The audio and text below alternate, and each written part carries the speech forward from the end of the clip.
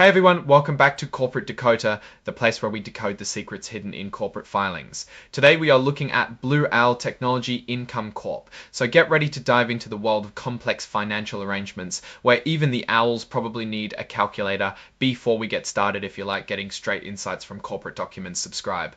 We also have a Discord community linked in the description below. Come join us. Today we're breaking down an 8K filing from Blue Owl Technology Income Corp. These filings pop up when significant events happen, giving us a peek into what's shaking up the company. What we have here is about a new credit agreement, meaning they just borrowed a whole lot of money. It might sound boring, but trust me, we are going to dig into what it means and how it might affect the company's future. So on June 12, 2025, Blue Owl, through one of its new subsidiaries called Tech Income Funding IV, got into a credit agreement as a fancy way of saying they took out a loan. This one's a biggie. This company got itself a secured credit facility, which is just a way to say that the loan is backed or secured by some of the company's assets. The goal here is to sell some investments to Tech Income Funding IV. No gain or loss will be recognized because of this sale, so they will be doing it for other reasons. Then they use the money from this new loan to buy those assets back from the company. This might sound confusing because it essentially means that they are buying their own assets as a company, using another company. One thing to know is that the company still partially owns those assets, but indirectly. A less financial maneuvering helps them get access to 300, and it's more likely that they will get their money back eventually. And as might sound confusing because it essentially means that they are buying their own assets as a company's using another company. One thing to know is that the company still partially owns those assets, but indirectly, this might sound confusing because it essentially means that they are buying their own assets as a company using another company. One thing to know is that the company still partially owns those assets, but indirectly, this might sound confusing because it essentially means that they are loaners want to make sure that the loans they give out are safe to give out, and this credit agreement lets them repeatedly borrow and repay money for 2.5 years after June 12, 2025. After that period, the entire loan is due on June 12, 2034, which they call the stated maturity. So they have a pretty long time before they need to think about gathering all their money to pay back the loaner's draft. Before 2030, go back to Blue Owl or be used to buy new assets as long as they follow certain rules. Of course, borrowing money isn't free.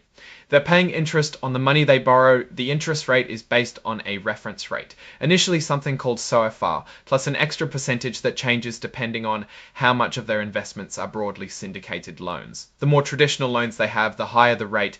Plus, there's a fee on the amount of the loan they haven't used, which is 0.5% each year, usually. Basically, it's a fee on the unused part. There are also some extra fees for the Bank of Nova Scotia, who is acting as the administrative agent, so they're in charge of taking care of all the paperwork and keeping everything organized.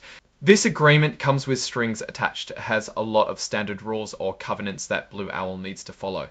If they don't, they could be in default, which is really bad. The credit facility is backed by all the assets of Tech Income Funding IV. So if anything goes wrong, the lenders get first dibs on those assets. Keep in mind that these assets are only for lenders of Tech Income Funding IV.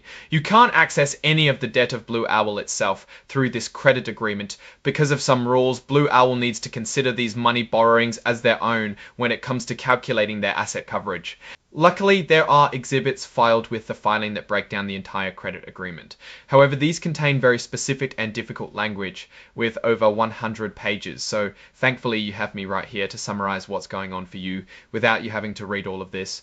Finally, this filing has an interactive data file. While not necessarily exciting, this data file is important because it helps with accurately reporting everything that happened to the SEC. This helps the SEC keep track of everything that Blue Owl Technology Income Corp has done. Now, let's talk about what all this really means. Here's my take on the situation. Blue Owl is basically using a financial tool to get access to more cash. This isn't necessarily bad, but it does add complexity to their financial structure. They want more cash for growth. It shows they're trying to expand their business and take on new opportunities. One weakness is that all these loans create more debt, and that debt has to be repaid eventually, which is a big burden on the company. Blue Owl has to make sure they can generate enough income to cover those interest payments. Since there are so many requirements in the credit agreement, this could put a restriction on things that Blue Owl is allowed to do. Overall, Blue Owl seems to be pushing for growth, but they're also taking on some risks related to debt and financial arrangements. Alright, that's our breakdown of Blue Owl Technology Income Corp's latest filing. What's your take on these numbers and what they signal for the company's future? Drop your thoughts in the comments. If this analysis was valuable, hitting that like button really helps, and subscribe for more deep dives. Don't forget to check out the Discord in the description. Thanks for watching. See you next time.